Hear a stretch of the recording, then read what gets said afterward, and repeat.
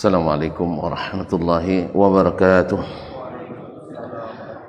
Innal hamdalillah nahmaduhu wa nasta'inuhu wa nastahdihi wa nastaghfiruhu wa natubu ilayh wa na'udzu billahi min shururi anfusina wa sayyiati a'malina. May yahdihillahu fala mudilla lahu wa may yudlil fala hadiya lahu. Ashhadu an la ilaha illallah wahdahu la syarika lahu wa ashhadu anna Muhammadan abduhu wa rasuluh la nabiyya ba'dah. Ya ayyuhalladzina amanu taqullaha haqqa tuqatih wa la tamutunna illa wa antum muslimun. Ya ayyuhan nas ittaqu rabbakumul ladzi khalaqakum min nafsin wahidah wa khalaqa minha zawjaha wa batha minhuma rijalan katsiran wa nisaa'a wattaqullaha alladzi tasaaluna bihi wal arham innallaha kana 'alaikum raqiba. Ya ayyuhalladzina amanu taqullaha wa qulu qawlan sadida yuslih lakum a'malakum wa yaghfir lakum dhunubakum wa may yuti'illaha wa rasulahu faqad faza fawzan 'azima. Amma ba'du fa inna asdaqal hadithi kitabullah wa khairal hadi hadi Muhammadin sallallahu alaihi wasallam wa syarrul umuri muhdatsatuha wa kullu muhdatsatin bid'ah wa kullu bid'atin dhalalah wa kullu dhalalatin finnar. Ma'asyiral kiram, kaum muslimin, kaum muslimat yang dirahmati Allah Subhanahu wa taala. Bersyukur kita kepada Allah Subhanahu wa taala yang senantiasa memberikan rahmat, nikmat dan karunia, khususnya pada hari ini di masjid ini, salah satu tempat yang dicintai Allah Subhanahu wa taala. Kita diizinkan untuk kembali sama-sama menimba ilmu melalui kitab Imam Al-Bukhari Al-Jami' As-Sahih. Mudah-mudahan Allah Subhanahu wa taala terima syukur kita sehingga semakin bertambah nikmat yang membawa kita senantiasa kita bersyukur kepadanya. Ma'asyarul kiram yang dirahmati Allah SWT, salawat dan salam kepada Nabi alaihi salatu wassalam yang kita belajar hadis demi hadisnya. Mudah-mudahan semakin bertambah ilmu, semakin kokoh pula iman, dan semakin kita kuat mengamalkan.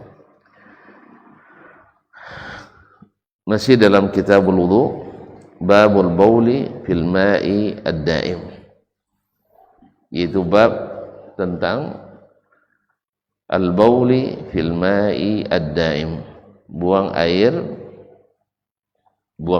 kecil di dalam air yang ad-daim, air yang tidak mengalir, air tenang yang tidak mengalir.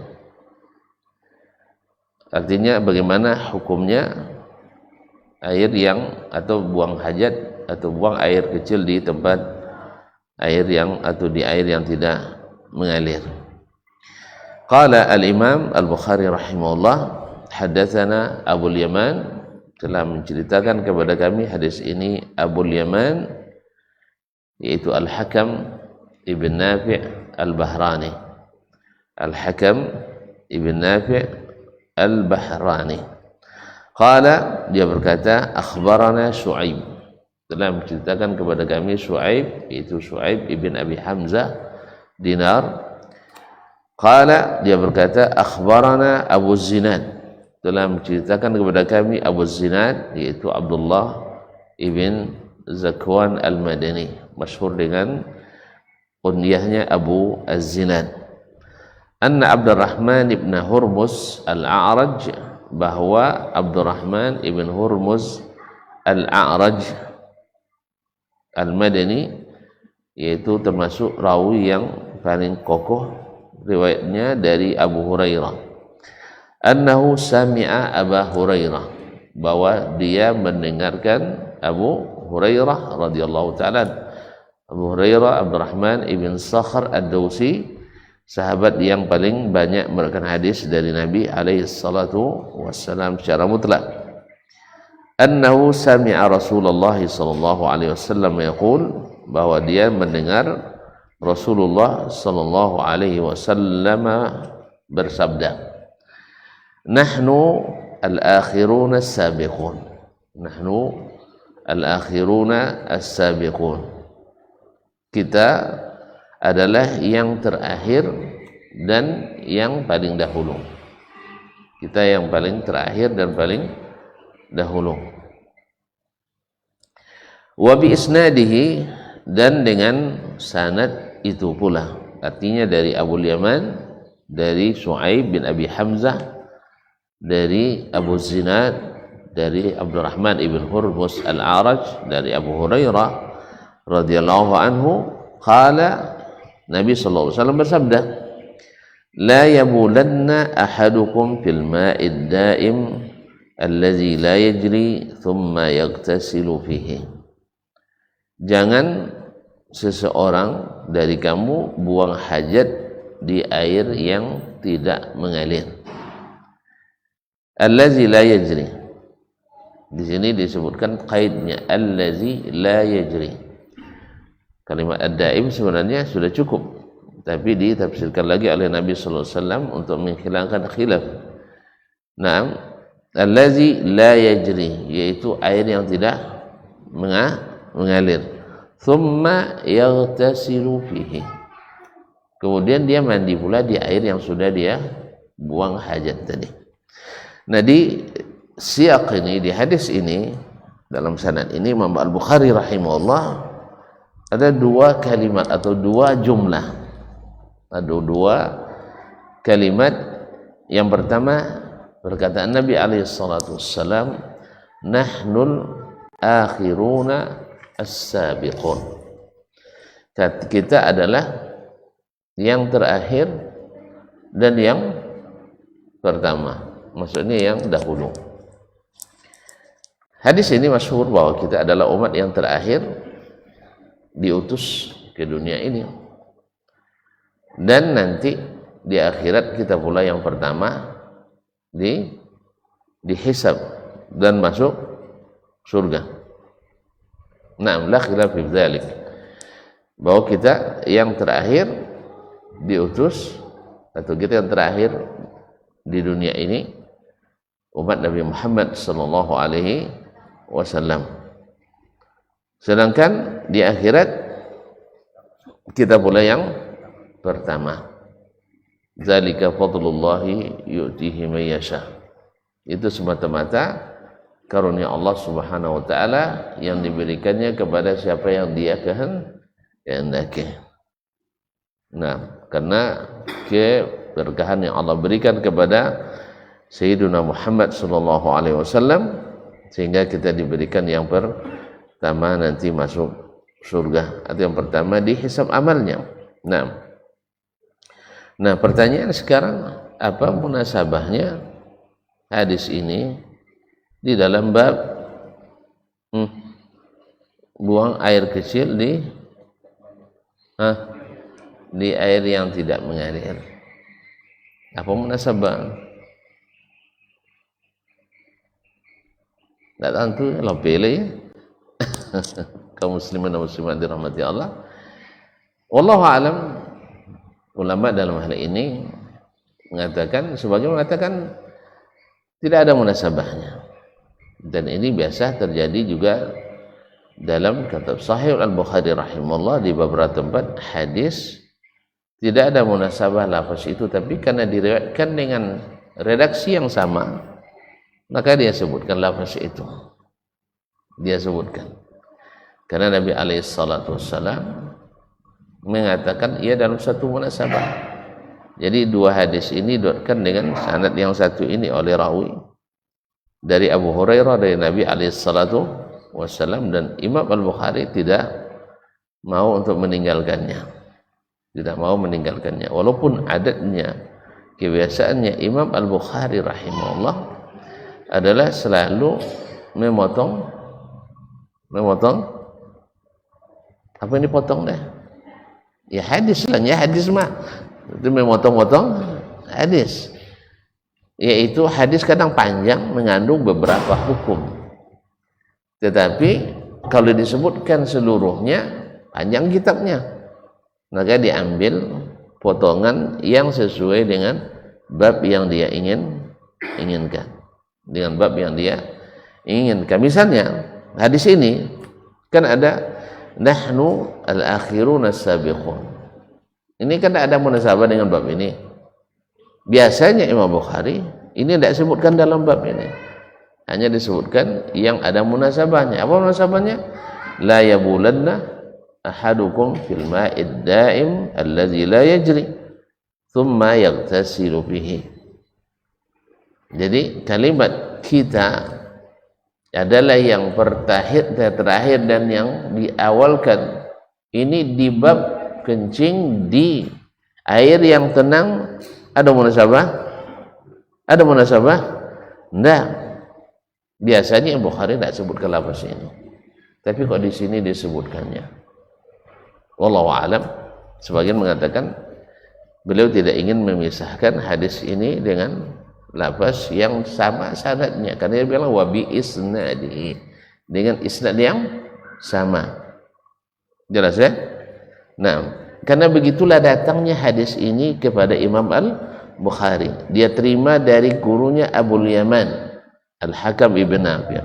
Abul Yaman terima dari gurunya Shu'aib ibn Abi Hamzah, seperti itu. Shu'aib bin Abi Hamzah menerima dari gurunya Abu Az-Zinad dengan lafaz itu juga. Abu Zinad menerima dari gurunya Al-A'raj. Al-A'raj juga menerima dari gurunya Abu Hurairah, dan Abu Hurairah menerima itu dari Nabi sallallahu alaihi wasallam. Karena dulu kan di zaman Nabi kan tidak ada bab ini bab itu, kan tidak ada kan.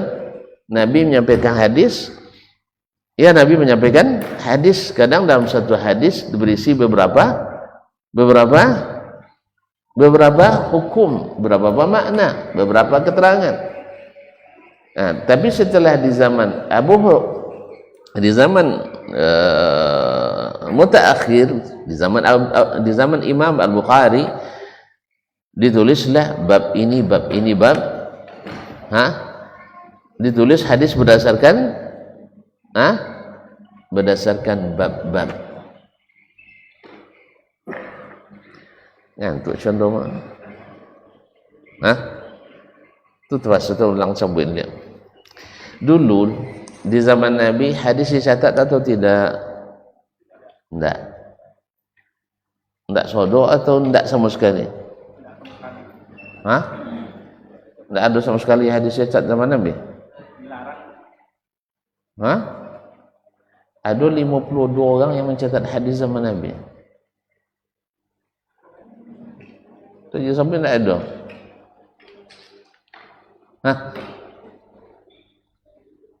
Berapa cara orang menolak dan 52 tadi?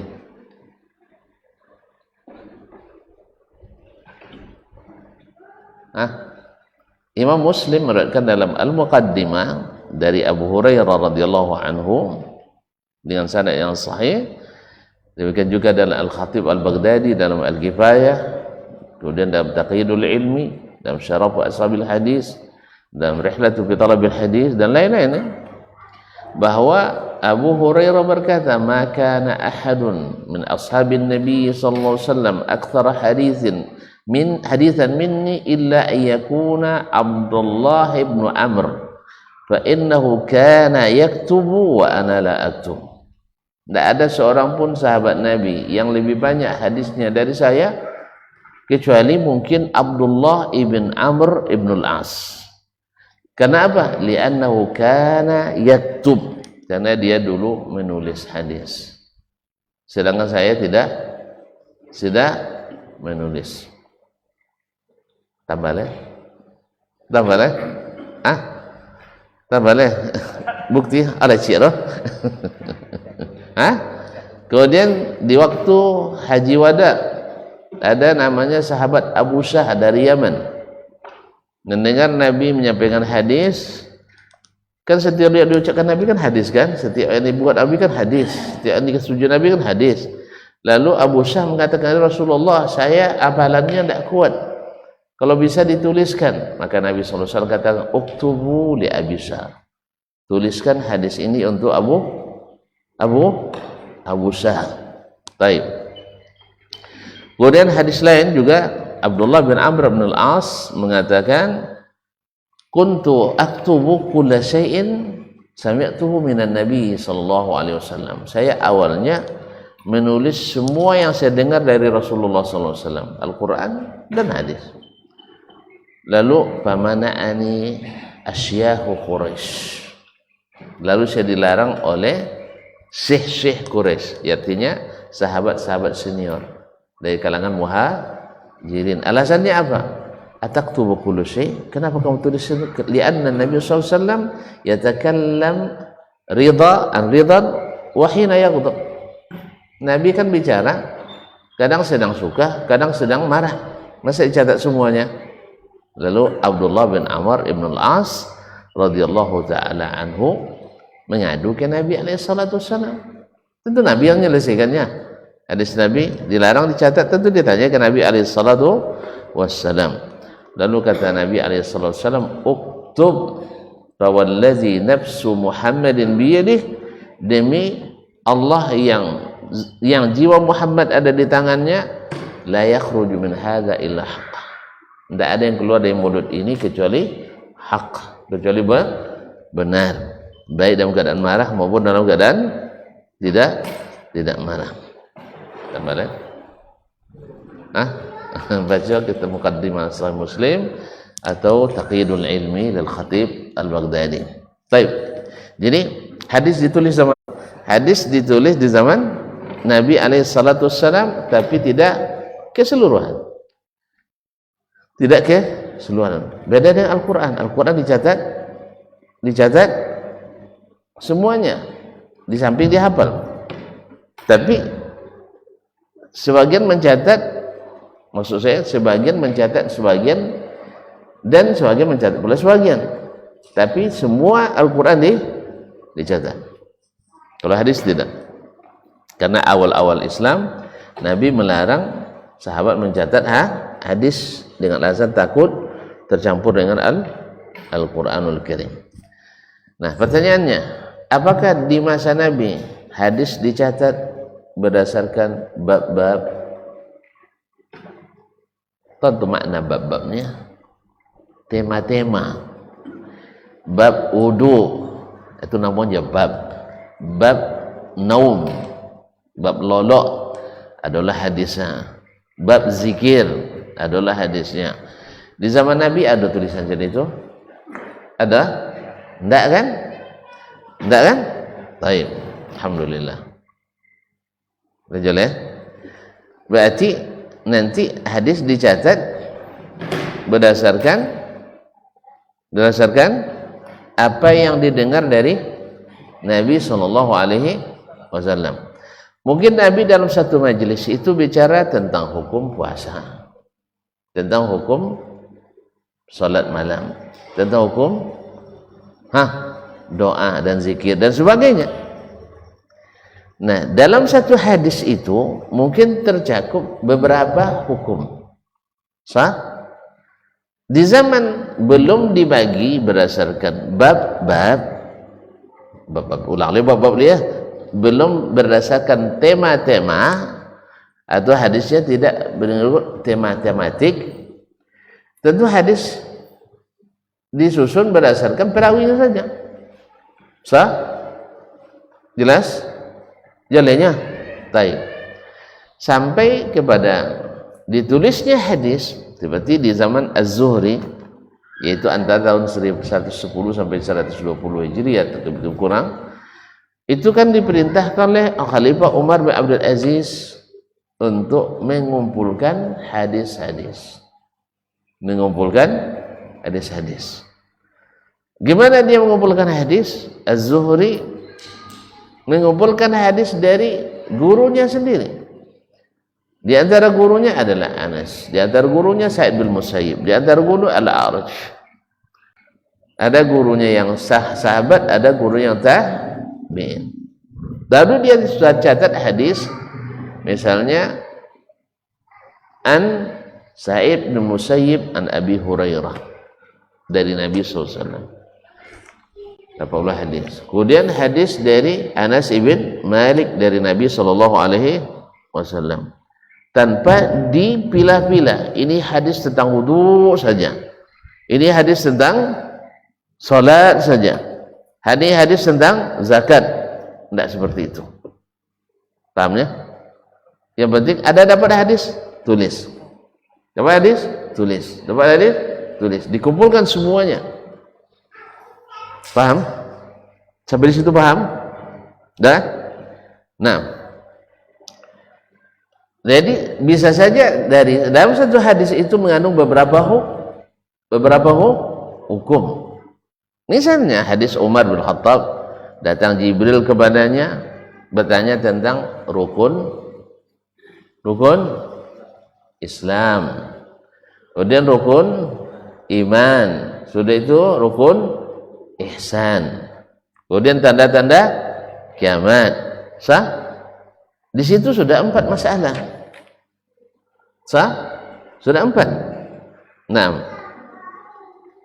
di dalam redaksinya hadis ini dikumpulkan dalam satu tempat. Bisa disebutkan di bab niat, bisa disebutkan dalam bab arkanul iman, bisa disebutkan dalam bab arkanul Islam dan seterusnya. Jelas? Jelas? Baik. Nah, kemudian dulu para ulama juga setelah dikumpulkan hadis bercampur sodo, hadis Abu Hurairah bercampur hadis Aisyah, bercampur hadis Abdullah bin Umar, bercampur hadis Abdullah bin Abbas dan seterusnya, berkelinco. Dah, habis itu datang pula para ulama memilah hadis. Lalu dipisahkan hadis Abu Hurairah disatukan. Hadis Abu Hurairah misalnya sudah disatukan. Kemudian hadis Aisyah disatukan pula. Hadis Abdullah bin Umar satukan, Abdurrahman bin Mas'ud, Abdurrahman bin Auf dan seterusnya. Hadis Abu Bakar Siddiq, hadis Umar bin Khattab masing-masing dipisah. Ini namanya al-masanid. Ini namanya al-masanid. Diurut berdasarkan nama para sahabat. Nah, yang seperti ini bagi para pencari hadis, na'am. Tapi bagi pencari hukum yang terdapat dalam hadis, susah dia. Jelas? Susah dia kan? Awak nak cari hukum tentang wuduk di hadis yang mana? Diam enggak? Hadis tentang wudhu, hadis siapa misalnya?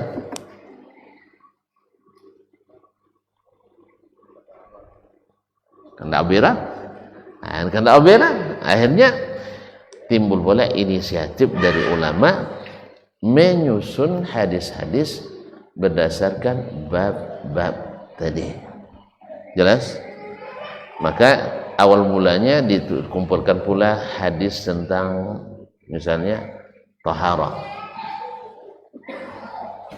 Keluarlah kitabut tuhur Qasim bin Salam. Perlu pula orang mengumpulkan hadis tentang al-amwal, tentang harta-harta milik kita. Tulis pula Al-Qasim bin Salam, Abu Ubaid, Kitabul Amwal. Ini perlu pula hadis salawat kepada Nabi sallallahu alaihi wasallam. Datang Ismail Al-Qadhi menulis Kitabus Salati ala Nabi, dikumpulkan hadis-hadis tentang salawat. Ibnu Abi Dunya menulis hadis-hadis tematik lebih dari 85 judul. Hadis-hadis tentang tahajud, satu bukunya. Hadis-hadis tentang puasa, satu pula. Hadis tentang etik dikumpulkan berdasarkan bab tematik tadi. Ini siapa yang nak cari hadis, nak mencari hadis tentang zakat, lihat kitab Al-Amwal. Siapa yang mau hadis tentang puasa, lihat kitab Ibn Abi Dunya tentang kitab As-Saum dan seterusnya. Jelas ya? Nah, kemudian datang pula ide dari ulama pada wasihat cik-cik kitab-kitab kene, akhirnya timbul ide untuk bab-bab itu semuanya dibukukan dalam satu kitab besar. Lainlah kitab-kitab seperti Sahih Bukhari, Sahih Muslim, Sunan Abi Dawud, Sunan At-Tirmizi, Sunan An-Nasa'i dan Sunan Ibnu Majah. Yaitu hadisnya disusun berdasarkan tema-tema, judul. Ya, kalau dalam Sahih Bukhari misalnya dimulai dengan kitab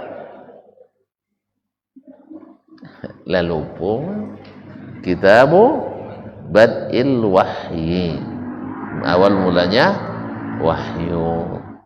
Kemudian kitab Al-Iman.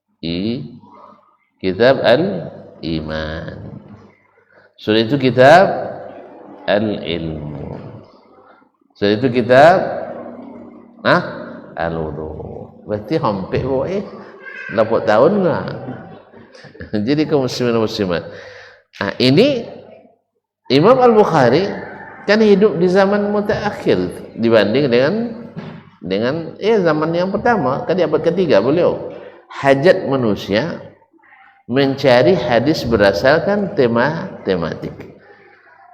Maka lahirlah kitab-kitab seperti ini. Jelas? Nah, pada asalnya ini balik kasih kembali.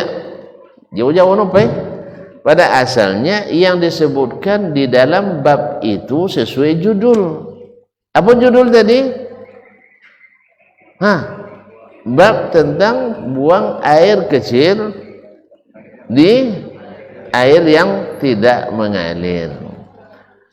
Nah, hadis itu ada di hadis Abu Hurairah. Hadis Abu Hurairah. Biasanya Imam Al-Bukhari menyebutkan kalimat yang berkaitan dengan bab itu saja, yaitu tentang larangan buang air kecil buang air di air yang tidak mengalir. Tapi di sini masuk pula hadis lain. Paham? Masuk pula hadis.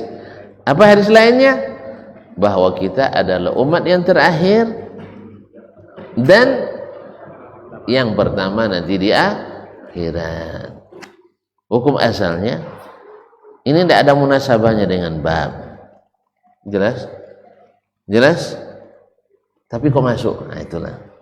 Ini pertanyaannya. Kok dimasukkan? Makanya para ulama di sini ada yang mengatakan tidak ada munasabahnya, tapi karena dia datang dalam satu redaksi dan hadisnya tidak panjang, maka Imam Al-Bukhari tetap sebutkan kalimat itu.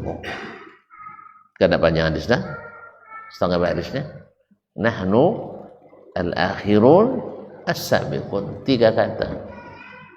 Padahal Imam Bukhari biasanya memotong-motong hadis yang satu dijadikan beberapa hadis sesuai dengan tema atau judul bab.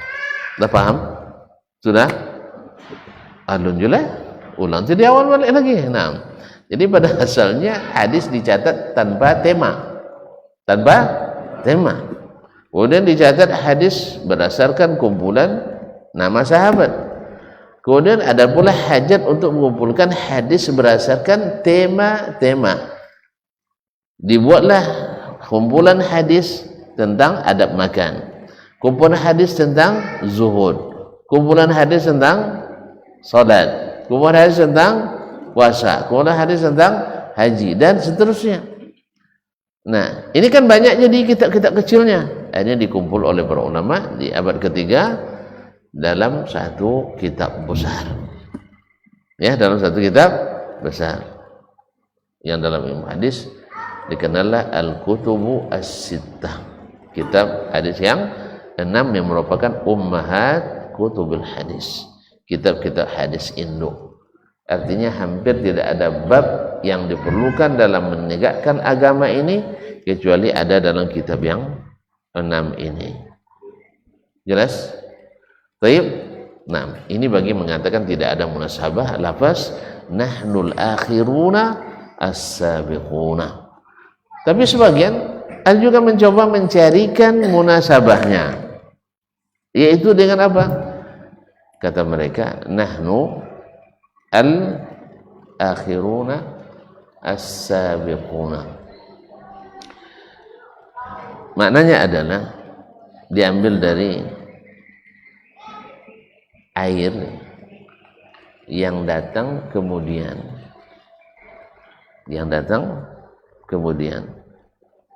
ini mesti ini airnya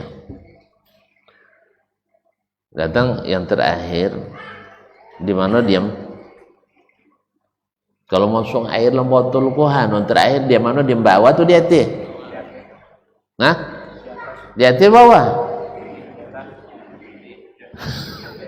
Dia sama warna dari tentu mereka ya coba jus, nah jus poligami.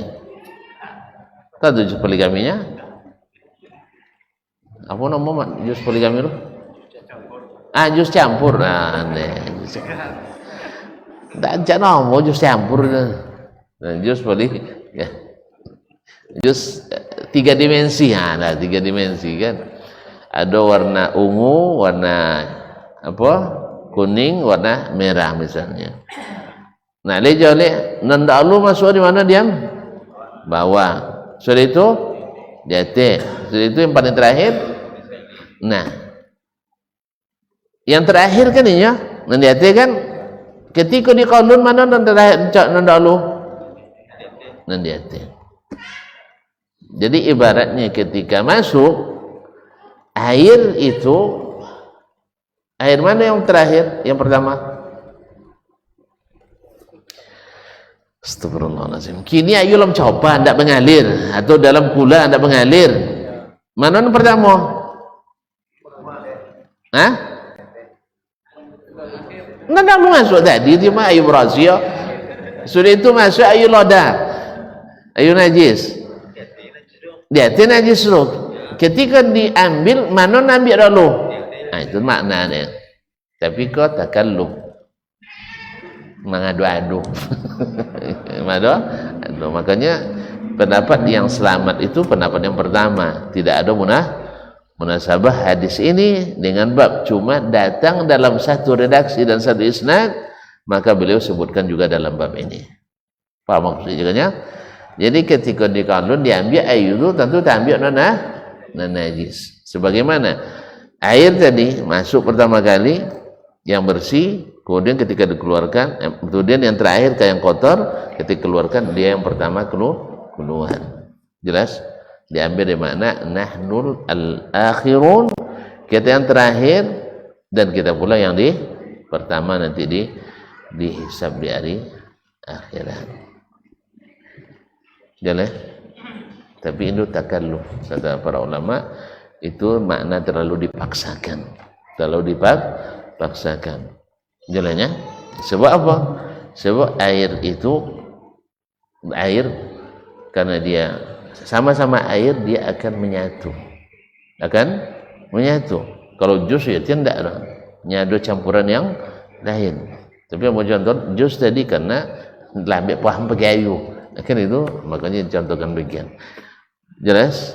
Tapi kalau air, antara air ini dengan ini cepat menyatu, jadi susah dipisahkan mana yang pertama, mana yang terakhir. Jadi wallahu taala alam, disebutnya itu adalah karena datang dalam satu redaksi hadis. Nah, sekarang masuk pada bab atau hadis atau lafaz yang karenanya disebutkan dalam bab ini. Masuk waktu, Pak? Hah? Allah. Baik, azan dulu.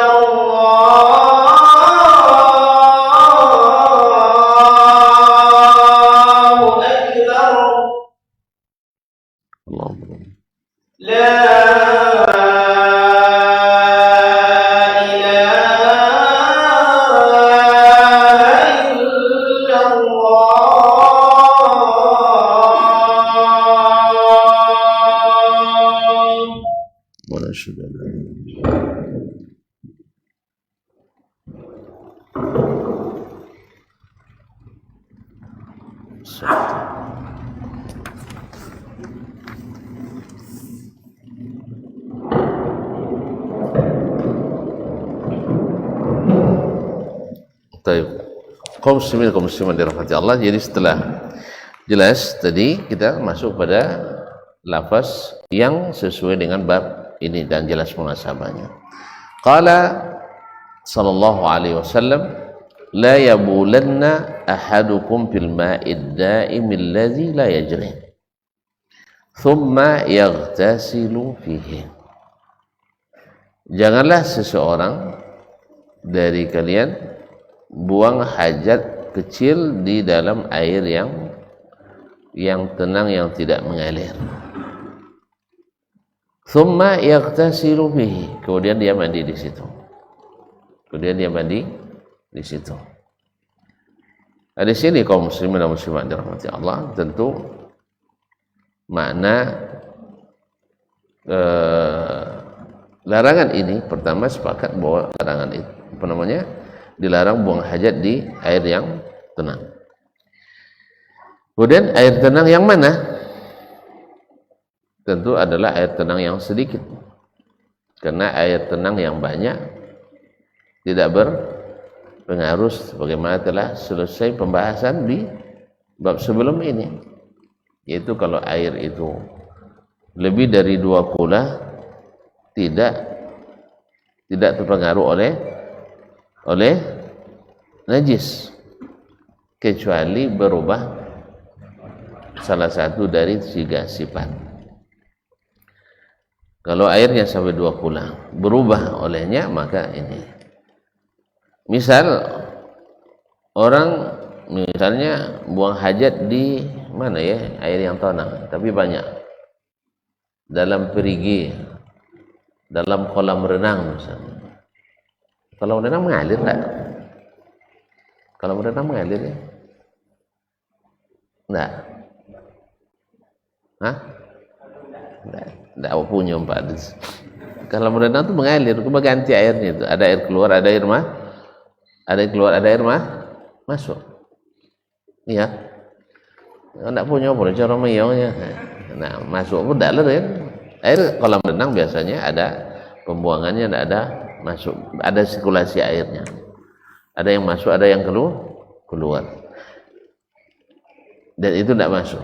Ini adalah air yang mana? Air yang memang tidak mengalir sama sekali. Maka tidak dibolehkan untuk buang hajat di dalamnya. Sebab biasanya air itu akan digunakan untuk bersuci, baik wudhu maupun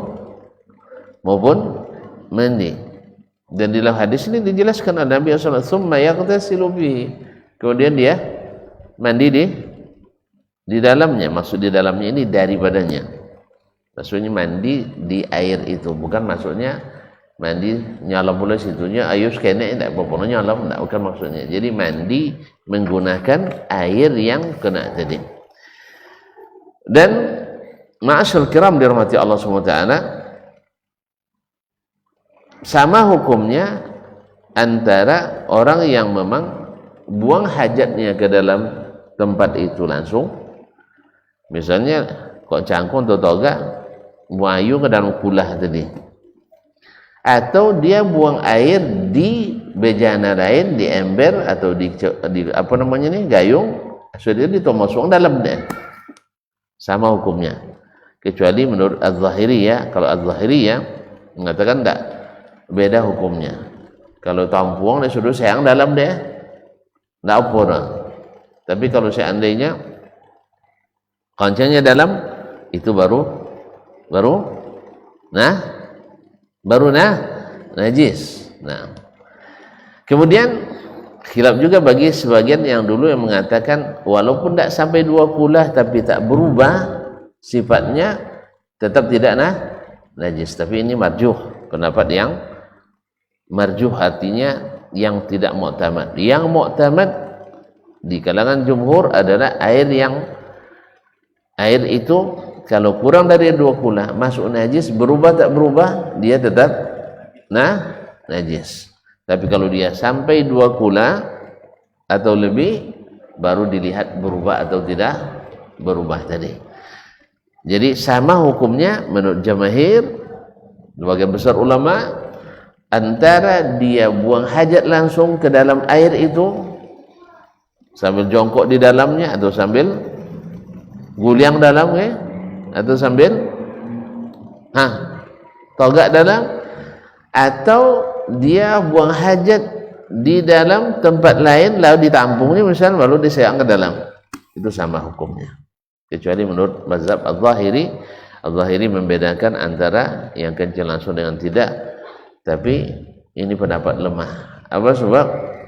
Karena maksud Nabi SAW menyebutkan jangan seseorang buang hajat, karena pada umumnya orang buang hajat itu tidak ada tempat tampung lah kan ya. Iya dah. Pada umumnya orang buang hajat lewat tampung. Makanya mengkhususkan dengan bertampung, dengan tidak bertampung itu adalah lemah sekali seperti pendapat Al-Zahiriyah. Nabi memang tidak sabut nera langsung tidak. Cuman pada umumnya begitu. Orang buang hajat tidak pernah kan awak tampung tu saya? Tidak. Nah, tidak pernah ditampung orang. Oleh sebab itu maka pendapat Al-Zahiriyah dalam masalah ini adalah lemah. Baiklah kaum muslimin dan muslimat dirahmati Allah Subhanahu wa taala. Apa hukumnya? Buang hajat atau buang air kecil di dalam air yang tidak mengalir kemudian dipakai untuk bersuci. Apa hukumnya? Ya haram. Ya haram lah. Karena merusak dan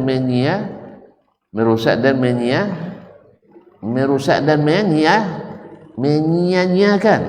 Apa bahasa awak tu bro? Mubazir jadinya.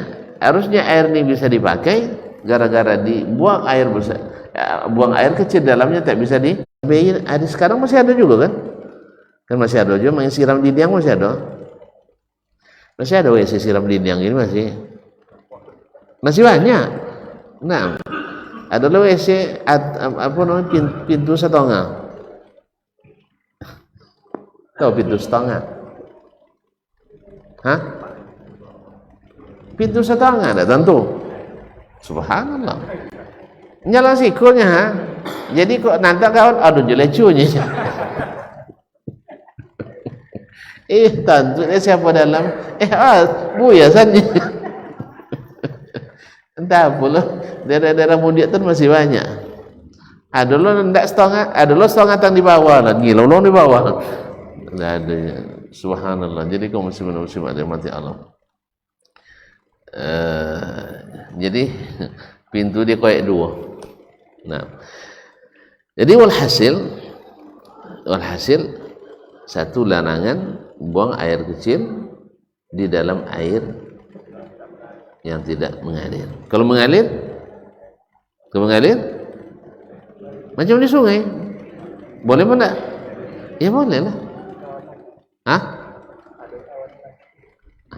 Boleh jalan lewat dah dapat ni ditunggu di belakang dan.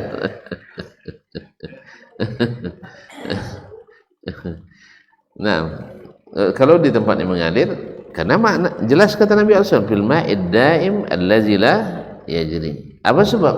Karena air mengalir disucikan oleh mengalirnya itu. Karena air mengalir akan berproses memisahkan diri yang kotor dengan yang bersih. Nah, makanya air mengalir hukumnya berbeda dengan air yang tidak mengalir. Air mengalir itu rusak dia. Air mengalir rusak. Kita tengok mana busuk, air mengalir atau air tanam? Ya tanam.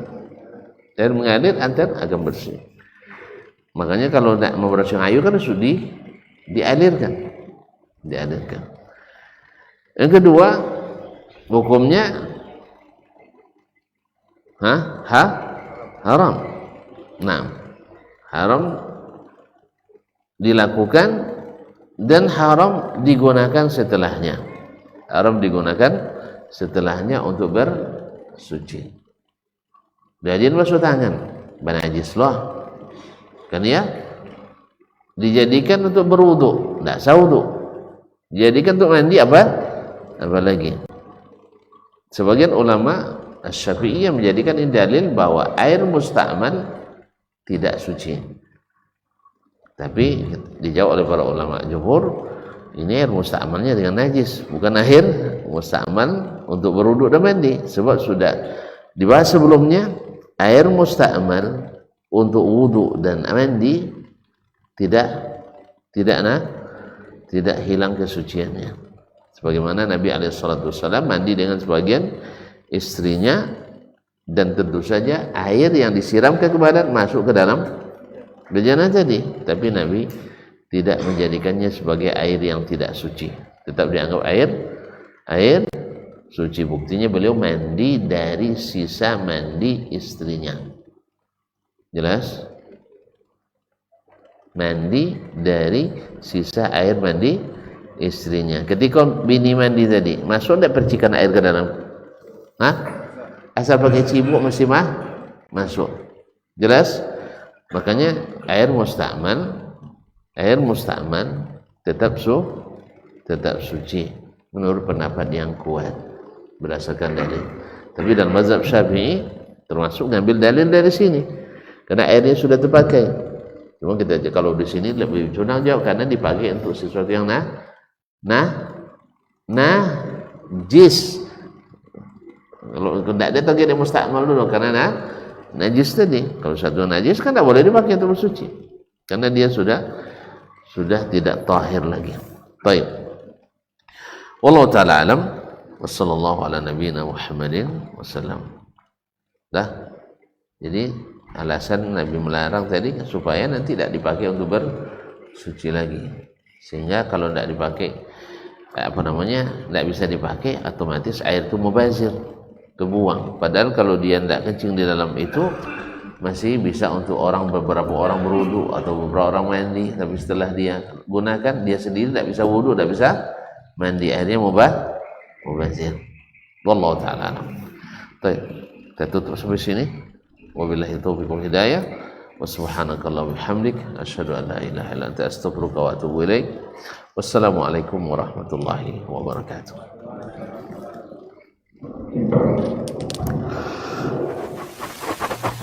Barometer amal kita saleh tak salehnya di salat kita. Bila salat kita ikhlas dan sesuai dengan sunnah Nabi SAW, maka insya Allah amalan yang lain ini aktivitas ini membantu saya di akhirat atau akan menyulitkan saya di akhirat. Kalau seandainya perbuatan itu ternyata akan menyulitkan kita di akhirat kelak, tinggalkan perbuatan itu. Anta ni'mal jund. Kamu adalah sebaik-baik prajurit. Coba lihat. Kamu adalah sebaik-baik prajurit. Maka tujuannya adalah menghancurkan kehidupan rumah tangga.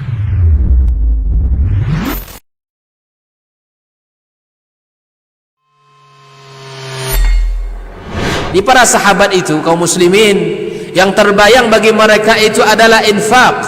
Yang terbayang bagi mereka adalah sebuah kebahagiaan, keselamatan di akhirat yang kekal dan abadi di sisi Allah Tabaraka wa Ta'ala. semua kita boleh klaim sekarang. Kamu cinta Nabi? Cinta Ustaz. Cinta Nabi? Cinta Ustaz. Termasuk saya. Cinta Nabi? Cinta. Kapan tahunya? Besok di akhirat. Maka apa kata Nabi SAW? Amalur rajuli biyadih. Penghasilan yang terbaik adalah pekerjaan yang dilakukan oleh seseorang dengan tangannya sendiri. Wa kullu bai'in mabrur. Dan setiap jual beli yang mabrur. Ini aktivitas ini membantu saya di akhirat atau akan menyulitkan saya di akhirat.